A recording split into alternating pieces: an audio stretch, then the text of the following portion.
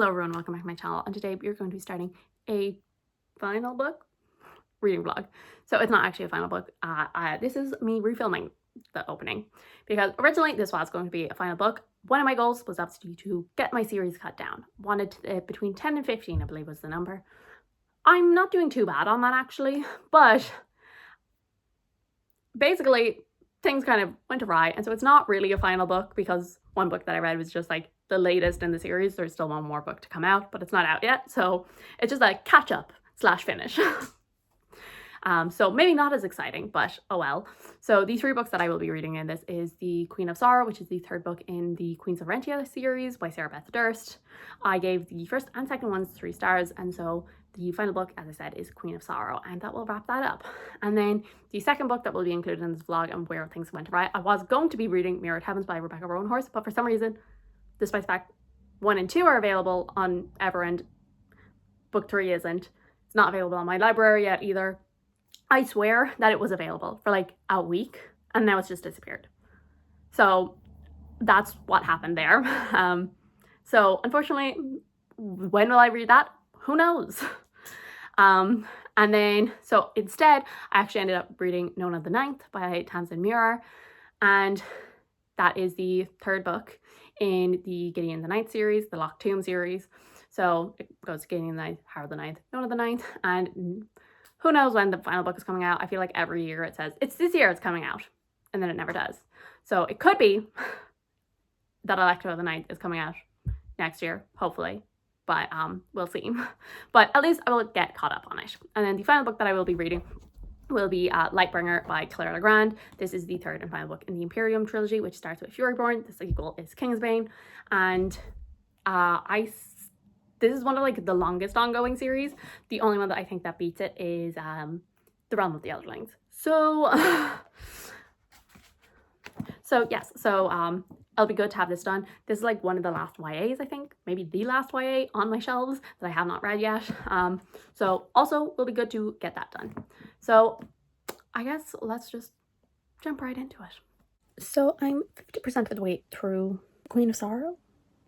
I'm feeling pretty similarly about this as I have the rest of the books in that series, which has moments of really brilliant, like creative, unique moments, like so many of those. I feel like the plot is just not fully engaging. Like we get some, like in the 1st book, like there was like these twisted, almost horror moments where like really like how the deaths were described, like really like stuck out, like that writing and like the feeling that it made you, and like also like the whole world building and how the spirits work and all of that. It's so fascinating. But I feel like all of this stuff, which was I really enjoyed in the 1st book, which, as I said, even in the 1st book, I think I still only gave that a 3. Even then, I did just found that it dragged on, that I wasn't in love with the characters and whatever. And I just feel like in every single book, there's been something where I've been like, oh, so this is what this book is going to be. This is what the story is, or like had an idea of like how these brilliant moments that I see could be like expanded on, and then she never does it. And it's kind of frustrating, because I just like, I had this idea of like, oh, where they're going with the spirits in the 1st book, and then they didn't go there. They very much kept it, the synopsis in the plot, which is just, oh, she wants to be the queen, let's train her to be the queen, the end. And like I was just like, oh, okay. And then in the 2nd book, we had this introduction of a new character, and she's like older, and like that's very exciting and all of this, and you're like, okay, so it's going to go like, again, we're gonna like start to like twist this stuff, and like she never does. She goes like the route that you expect. There's nothing kind of surprising about it, and so like I just find it a shame when she has done it when she does have, I think her writing is quite great, like the descriptions and all of that. It's like really easy to read, it's quick, it's engaging, but it's not like overly simplistic, all of that. Like she has really strong writing, I think, and as I said, she has really good foundation of world building, and like the foundations of these characters is interesting. But then instead of taking these like brilliant little ideas she has and like really going, okay, how can I make them like the most unique? She goes, okay, well we don't want to make it too unique now, so let's like grab these really unique elements and then put it in like the most basic plot. And I want something exciting to happen, and that doesn't seem to be the case even in this. It's still, I'm 50% of the way through, and it is exactly what it says on the tin. Like, when I read that synopsis, everything that has happened is exactly what I think would happen, and I just want her to change my expectations. So yeah, also I find it very frustrating that Delena, our main character from the first book, is like not the main character at all in the second and third. Like, she's there, but like, I wish she was more. So I've finished book number 1 for this vlog, and that was The Queen of Sorrow by Sarah Beth Durst, and I think I'm giving this a 2-star, unfortunately. So I'm probably going to have to be pretty vague here because of spoiler reasons, but I just overall didn't like where the series went. During the halfway update, I was saying I always feel like she takes the like most basic route forward, and like that did kind of remain true, but I think she like tried to like shake things up here, like didn't do it. And I think I'm kind of frustrated because in book 1 we follow Delena, and she wants nothing more than to be queen, and she isn't the strongest. She doesn't have this really powerful connection with these spirits, but she feels that it is her responsibility, that it is her job in life, it is her goal to protect people. She doesn't want anyone else to ever get hurt. That made her such an interesting and unique character. Like, yeah, it's a bit basic, but I think her lack of power, she didn't magically get stronger or figure out that like she was secretly holding back the whole time. That wasn't the case with her character. It was that she had to figure out like tricky little ways to use the spirits that nobody else thought of doing it. She had to think outside the box, and that's what made her such an interesting character. And that's what I liked about the first book, and why I hoped that I would like book 2 and 3 more, because I hoped that kind of at the end of during that book, we kind of like learn more about these spirits and like the reason why they act out so much, which is that they're unhappy having to be tied to a queen and be controlled in all of this. And I thought that was the direction the series was going, that like we would follow Delena because she already like thinks outside the box, and follow her as she tries to find new ways to interact with the spirits, so the spirits would be happy, the people would be happy, and like it would all work together. Went very basic, must defeat the bad guys, woo. And like it was like, oh. And I think that was the letdown, because that really could have been a really interesting story, a really interesting trilogy. But instead, we got a new character in book 2. And again, I was like, okay, it's different from what I expected, but I'm excited about this. And this, despite the fact it's a YA series, it was an older character. She had kids, she was married, but you know, she had this power, kind of a bit more like of a typical chosen one. She was extremely powerful, but I was like, okay, maybe we're gonna play with this. But in following this new character, we slowly pushed Delena out of the way. And despite the fact Delena wasn't my favorite character ever, I found that she was much more interesting, and that like out of all of like the candidates and all of the potential queens and all of the queens that we do see, she was the person who was the most fit for the job. She was the one who was most passionate about it, who genuinely cared, I feel, not just wanted the power or wanted to do this for this one specific reason. Like, she wanted to help everyone. And in books 2 and 3, we see different people, and I just feel like we shoved Delena out of the way, and I didn't like that, because I think in book 1 there was so much potential to do with her character, and it just went to waste. There's a lot of other queens, there's candidates, all of this in this. One of them loses control of these spirits for a short period of time. A lot of people get killed because of it, and it says, I was basically like, I only feel a little guilty about it. Like, a little? You should feel a lot guilty about it. This is your job. Another character, because we have a different antagonist in books 2 and 3 than we do in book 1. And for some reason, I think Sarah Beth Durst wanted us to like this antagonist or like feel sympathetic, which I don't have a problem with. I think that makes for a very interesting character because of the fact, but I think she was trying to do it because of the fact we had met her in book 1, kind of like saw her origin story. And so but what got me was that like she kept trying to be like this antagonist was doing at least the same amount of evil, if not worse, probably worse actually, than the antagonist in book 1. But the way the characters treated her was so much better. Like, and I was like, do these characters have no sense? Because like, okay, yes, the antagonist in book 1 was doing some bad stuff. Like, and we're not gonna deny that. Like, was bad person, bad stuff. Characters agreed. Bad person, bad things needs to be stopped. And then this other person, who is the antagonist in book 2 and 3, which gives a lot more time to do a lot more bad stuff, like is trying to invade the entire country, is poisoning people, like kidnapping people, like, and yet we have like the queen's being like, I should hate her, but I just can't. And I'm like, no, you should. I think it's fine for us to feel sympathetic, as the readers to feel sympathetic, because like I think we did, because like we saw how she became this way. We see glimpses of how stressful it is to be a queen, so we can see why she would act this way, and so we can feel sympathetic for her. But I don't think the characters should feel sympathetic for her. Does that make sense? Like, I think there's a way you can balance it that we feel for the character while the characters do not feel for that character. So yeah, I'm just a little disappointed. I started Nona the Ninth by Tamsin Muir, and like I don't have anything to say. Like, I should love this series. I should be screaming, crying, throwing up over this series, and for some reason I'm not, and I don't know what it is, and it's killing me because like I know I should. I don't know. I've had like a lot of different thoughts about, oh, maybe it's this, maybe it's that.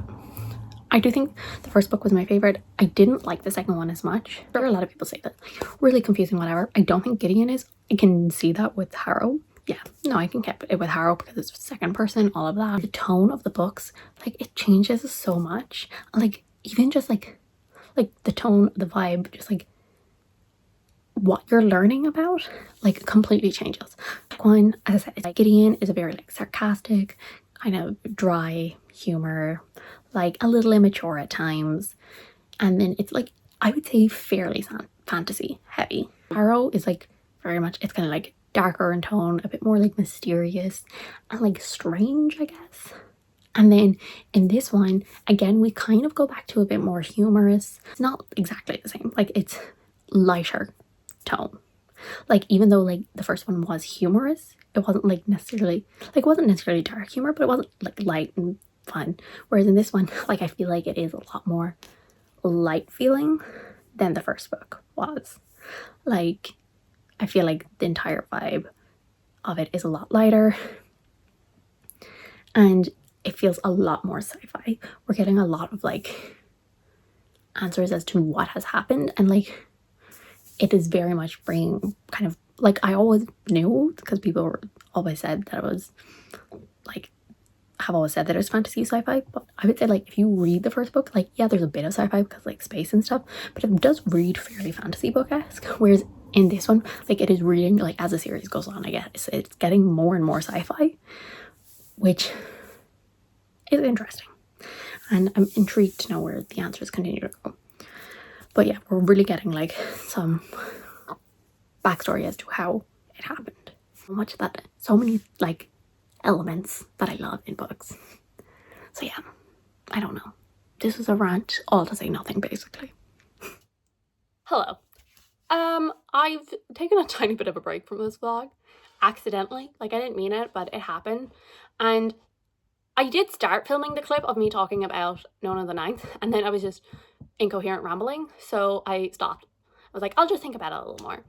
And now it's been like 2 weeks or something since I finished it, because I suppose probably a lot of people's surprise, yeah, I'm giving it 5 stars.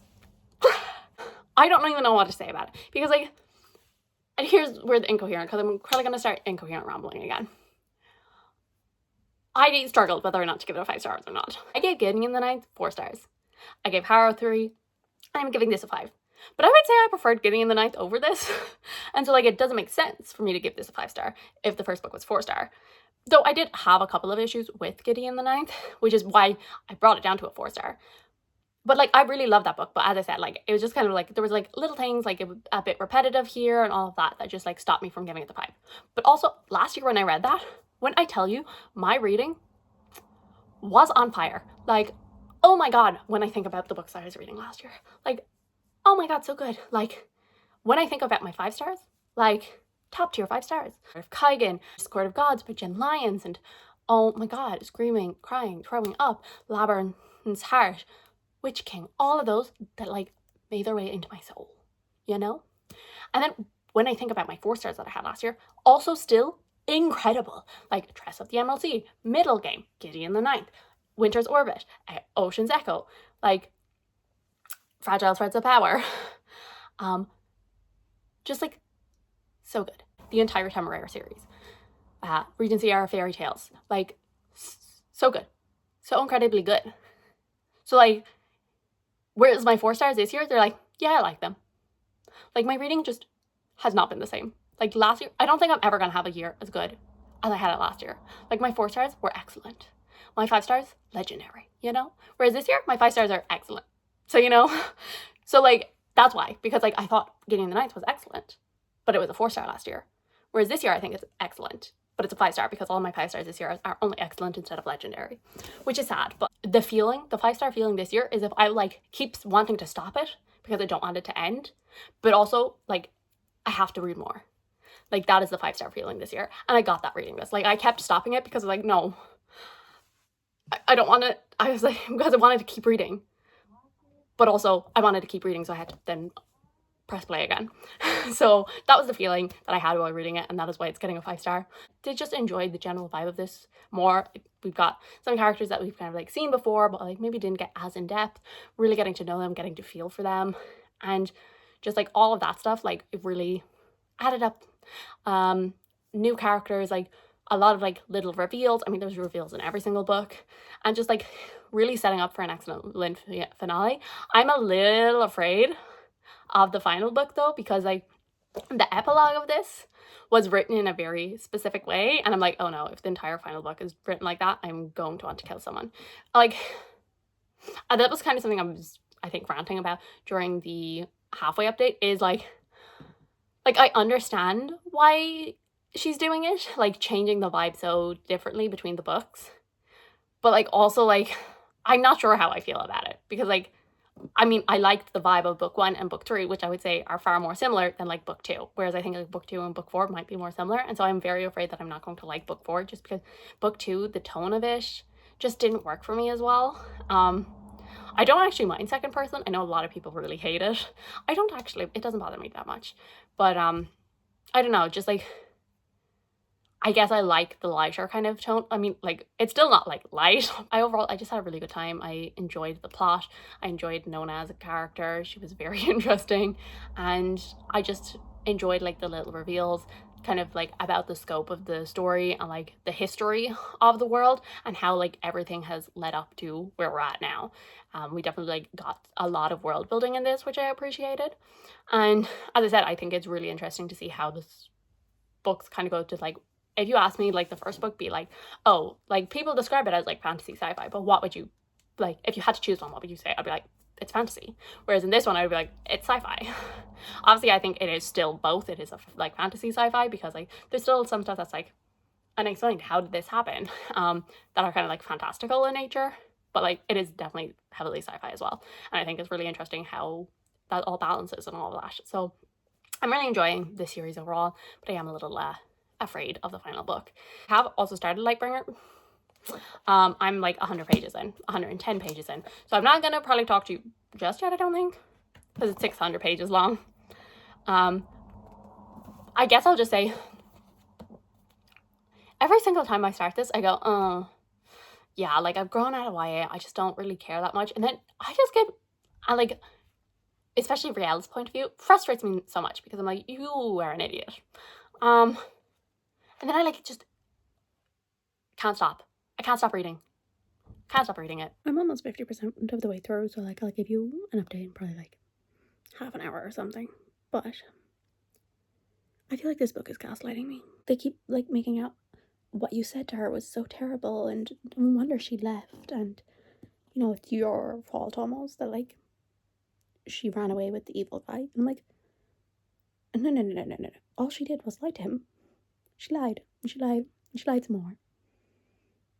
And she like was way too close to another man, like romantically, despite the fact she supposedly loved you. Like, he had every right to be mad.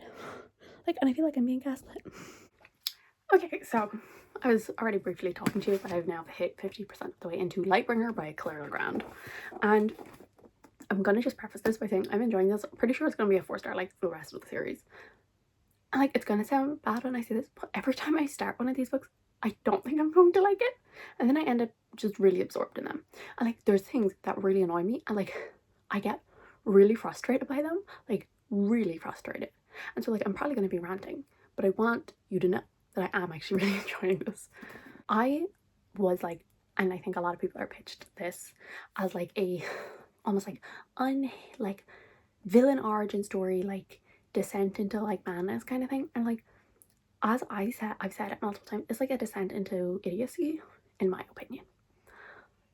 Like, I see what she's going for, but like, I just want to shake the character instead of like feeling like anything. I found my character the most interesting in book 1, and then book 2, the character just started doing things that I was like, you're an idiot.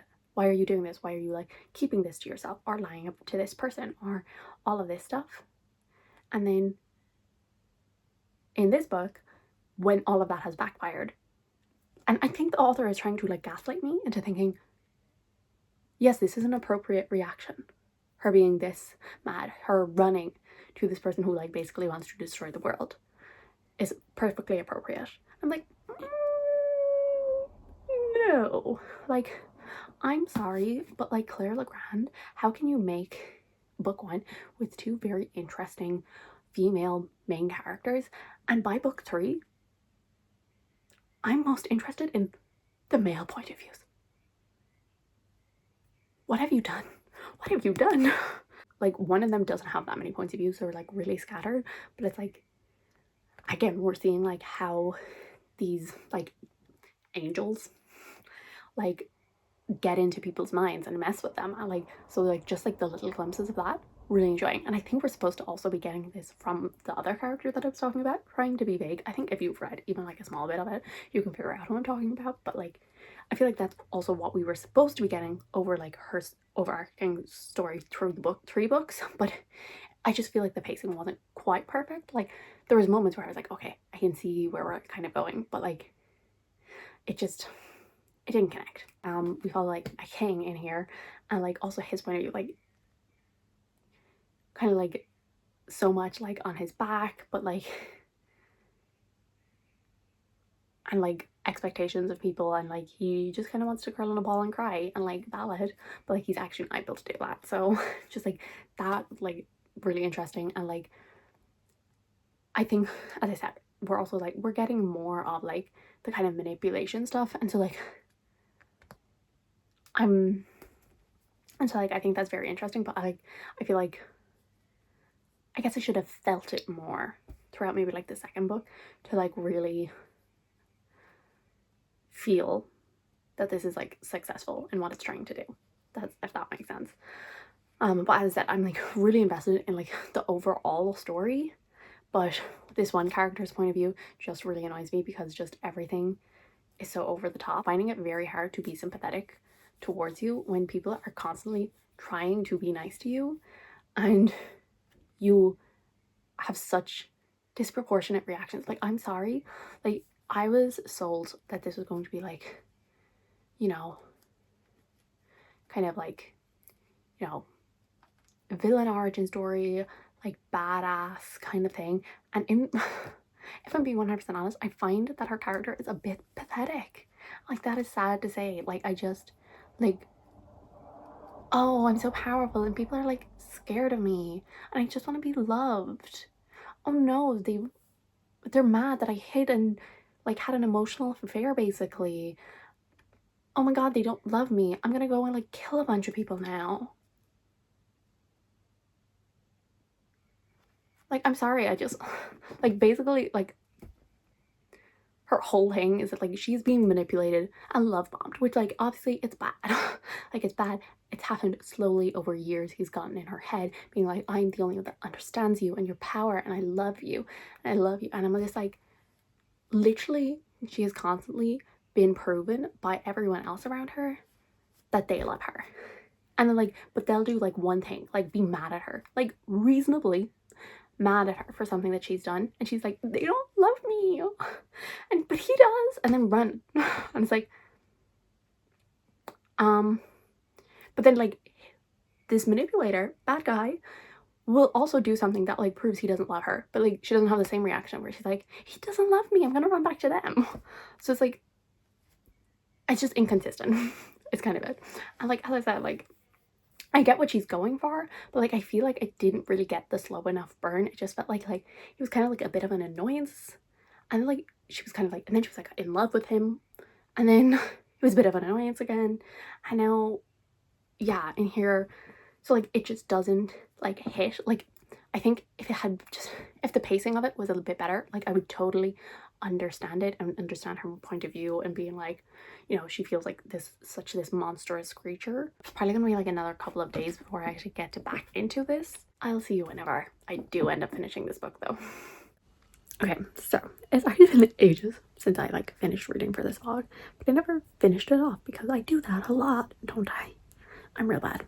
Anyway, so in this video I read, oh my god, oh wow, I've been doing this for a while. Yeah, this has been ongoing for a while. Oh, I'm so sorry. I read The Queen of Sorrow by Sarah Beth Durst. I gave that a 2-star. Then I read Known of the Night, which I gave a 5-star. And then I read Lightbringer by Clara LeBrand, which I gave a 4-star. And I think I'm not really going to say much more on Lightbringer than what I said in the halfway update, because when it comes down to it, I'm just kind of sad and mad at myself for not reading it when I had all those books. As I said, that is one of the longest ongoing series I have on my TBR. It is also one of the that have been on my TBR for the longest. I've got them in, I think, for my birthday in 2021. So they've been there for like 3 years, 3.5. So, and I think I'm just a little mad that I didn't read them back then, because I think I would have enjoyed them so much more. Because I think, and again, as I kind of said in the first update, I think these are a really good like transition book to adult. If there's like an, you know, kind of 16, 17, 18-year-old in your life who's like getting older, growing out of that YA stuff, I think these are a really good transition book because they do deal with darker topics. And I did appreciate those conversations, and like I don't think it, like, obviously didn't go full gory detail, but I don't think it necessarily shied away from those things. But obviously there is a little bit of like censoring that has to happen because it is technically a YA book. As I said, I do think it is a very good crossover if you have a teen reader in your life who is like getting to the age where they want to try adult fantasy. I do definitely recommend this. But, and like back in I think 2020 was when I really started to switch over to adult fantasy. 2021, I was like really there. So like if I read them in 2021, I would have enjoyed them a lot more, because I think that's the thing, is like all of these like manipulation and like grey morality kind of stuff, I've seen them in adult books dealt with a lot deeper, like the slower burn, kind of obviously in a more adult theme, which is fine because those are adult books, whereas this was a YA book. And so like because I've seen them dealt with in more depth and like better, of course, like me going back reading a YA book, which of course is not going to go into like, you know, the nitty-gritty details because it is a YA book, it just feels a little flat, I think. And so I think that's why I'm just like, but like overall I did really enjoy the plot. I enjoyed where the story went. I do have like a problem with the epilogue, which I can't say because of spoilers, but like all I'll say is like I already thought there was a weird age gap thing happening in the books, but like the epilogue really made it weird. It made it weird. It made it real weird.